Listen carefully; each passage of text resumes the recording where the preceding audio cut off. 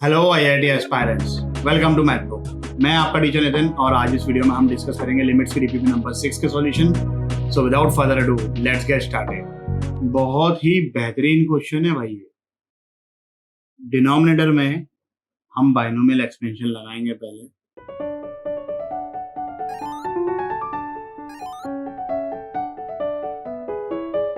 है ना भाई, इसका बाइनोमियल एक्सपेंशन लगा दिया अपन ने। अब ब्रैकेट खोले तो x raise to power n और ये x raise to power n तो कैंसिल हो जाएगा। What we are left with is, अब ये इंफिनिटी बाय इंफिनिटी फॉर्म तो है और इसकी वैल्यू आ रही है फाइनाइट। इसका मतलब न्यूमरेटर की और डिनोमिनेटर की डिग्री सेम होनी चाहिए। न्यूमरेटर की डिग्री 1999, डिनोमिनेटर की डिग्री n-1, तो n की वैल्यू आ गई 2000 और leading coefficient in numerator is 1, leading coefficient in denominator is n which is 2000। तो इस लिमिट की वैल्यू कितनी आएगी 1/2000, वही गिवन है, तो ये सही है। आगे बढ़ते हैं। इंफिनिटी माइनस इंफिनिटी का फॉर्म है, लॉग की प्रॉपर्टी लगाएंगे। अब ये लॉग के अंदर जो एक्सप्रेशन है वो बन गया इंफिनिटी बाय इंफिनिटी। न्यूमरेटर की डिग्री 1, डिनोमिनेटर में इसकी डिग्री 1, इसकी degree 1, so value will be finite. यहां पर लीडिंग कोएफिशिएंट 1, यहां पर लीडिंग कोएफिशिएंट 1 और यहां पर लीडिंग कोएफिशिएंट 1, सो लिमिट की वैल्यू आ गई। क्लियर। आगे बढ़ते हैं। ये भी बहुत ही अमेजिंग क्वेश्चन है। देखो भाई, x की वैल्यू पर डिपेंड करेगा कि ये फंक्शन की रेंज क्या आएगी, which is very obvious, but किस तरीके से डिपेंड करेगा वो देखते हैं। ये x raise to power 2n लिखा हुआ है, इसको मैं x square raise to power n कर देता हूं ताकि नेगेटिव का टेंशन ही खत्म हो जाए। तो अब जो x स्क्वायर है वो ग्रेटर देन इक्वल टू 0 होगा। यहां पर हम बनाते हैं अलग अलग केसेस। अब जब एक्स स्क्वायर ग्रेटर देन 1 है तो पावर में क्या है x स्क्वायर के n which is tending to infinity. तो अगर कोई नंबर 1 से बड़ा है, higher the power higher the value. तो जब n टेंडिंग टू इंफिनिटी होगा और क्योंकि x स्क्वायर 1 से बड़ा है, this thing will be tending to infinity. तो ये फॉर्म बन गई इंफिनिटी बाय इंफिनिटी की। अब न्यूमरेटर की डिग्री क्या है 2n, डिनोमिनेटर की डिग्री भी 2n, लीडिंग कोएफिशिएंट यहां पर 1, यहां पर 1, तो इस लिमिट की वैल्यू आ गई 1। दूसरा केस लेते हैं हम,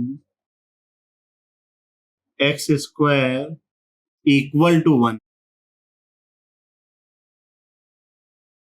अब ये जो 1 है ना, ये एब्सोल्यूट 1 है और एब्सोल्यूट 1 को आप कितनी बार भी मल्टीप्लाई कर दो, इनफाइनाइट टाइम्स मल्टीप्लाई कर दो, उसका आउटपुट 1 ही आएगा। So this value is absolute 0। अब हम लेते हैं एक और केस। मैं चाहूं तो 0 को यहां पर इंक्लूड कर सकता हूं, बट वो हम बाद में कैलकुलेट करेंगे, है ना। वो तो x को आपने 0 सब्स्टिट्यूट किया तो फंक्शन की वैल्यू आ जाएगी -1। Okay, so that's not a big deal. ये थोड़ा सा इंटरेस्टिंग है। अब देखो, कोई नंबर अगर 0 से 1 के बीच में होता है, लेट्स से 1/2 ले लिया, तो तुम जितनी ज्यादा पावर बढ़ाते जाओगे वैल्यू उतनी कम होते जाएगी। 1/2 इज ग्रेटर देन 1/2 का square which is greater than 1/2 का cube. So higher the power lesser will be the value. तो यहां पर तो पावर इंफिनिटी है, सो ये जो वैल्यू होगी ये बहुत ही छोटी हो जाएगी and it is tending to 0। This will be -1 और -1 ही आउटपुट आएगा जब हम एक्स स्क्वायर को 0 लेंगे। यही सब केसेस पॉसिबल थे क्योंकि x square greater than equal to 0 है। तो हमने क्या क्या केसेस बना दिए, greater than 1, equal to 1, between 0 and 1 and also 0। तो रेंज क्या हो गई इस फंक्शन की? These three are the elements in the range of this function। बात समझ में आई? आगे बढ़ते हैं। इन्फिनिटी माइनस इन्फिनिटी का फॉर्म है, रैशनलाइज करेंगे।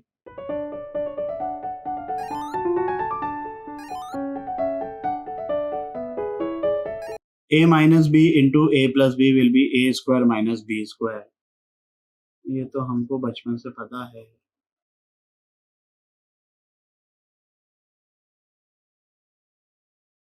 अब ये x से ये x कट गया, फॉर्म बन गई इन्फिनिटी बाय इन्फिनिटी। अब न्यूमरेटर और डिनोमिनेटर में देखते हैं x की हाईएस्ट पावर कितनी है। ये इसकी पावर हो जाएगी 1/2 बिकॉज ऑफ दिस रूट, और यहाँ पर 2 बार रूट है तो इसकी पावर हो जाएगी 1/4।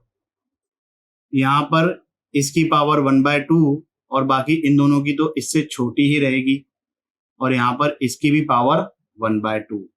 सो न्यूमरेटर और डिनोमिनेटर दोनों में ही हाईएस्ट पावर कितनी है? 1/2। तो आंसर क्या होगा? Ratio of the coefficient. यहाँ पर इसका कोएफिशिएंट 1, यहाँ पर इसका कोएफिशिएंट 1, बीच में साइन प्लस और इसका कोएफिशिएंट भी 1। सो 1/1 + 1, आंसर आ गया इसका 1/2। बात समझ में आई? आगे बढ़ते हैं। फॉर्म बन रहा है इन्फिनिटी इंटू 0। पहले तो हम इस अंदर वाले एक्सप्रेशन को रैशनलाइज करते हैं, और जो रैशनलाइजेशन के बाद रिजल्ट आएगा मैं अब वो डायरेक्ट लिख रहा हूं, आप समझते हैं, है ना।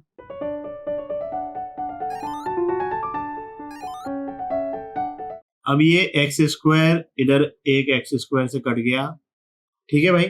अब जरा थोड़ा ध्यान से देखना कि ये बन रहा है इन्फिनिटी, ये बन रहा है इन्फिनिटी, और ये बन रहा है 0। ऐसी कोई फॉर्म तो नहीं है, तो पहले थोड़ा बहुत सिंप्लीफाई करते हैं। डिनोमिनेटर से मैं x बाहर निकालता हूं,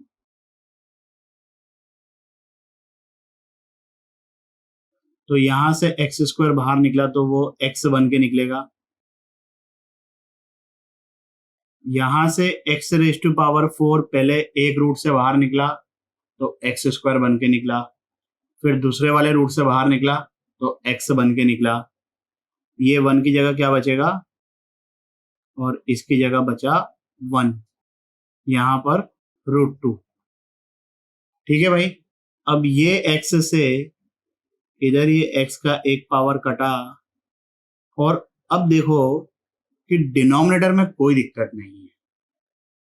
अगर सिर्फ डिनोमिनेटर में मैं लिमिट सब्स्टिट्यूट करूं, ऐसे बस खाली ऑब्जर्व करो, है ना। तो 1 प्लस ये बन जाएगा 0 + 1। सो 1 + √1 मतलब 1 + 1, तो वो √2 हो गया, और इधर √2 है तो डिनोमिनेटर की वैल्यू आ रही है 2√2। ठीक है, उसको ध्यान रखो भाई, उसको अपन बार बार अब नहीं लिखेंगे, समझ लो कि अपन ने यहाँ पे लिमिट लगा दी। न्यूमरेटर में क्या है? इधर x² और इधर √1 + x⁴ - x²। यहां पर अब न्यूमरेटर में देखो फॉर्म कौन सी बन रही है? Infinity into 0। मैं फिर से अब इस चीज को रैशनलाइज करूंगा। अभी हम बस खाली न्यूमरेटर लिख रहे हैं भाई। डिनोमिनेटर की वैल्यू क्या आ गई? 2√2।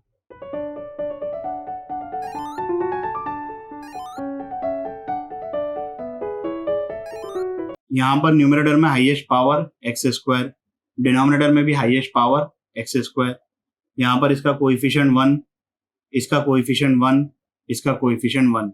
सो इस एक्सप्रेशन की वैल्यू आ रही है 1/2, और इसकी वैल्यू क्या आई थी? 2√2 डिनोमिनेटर में।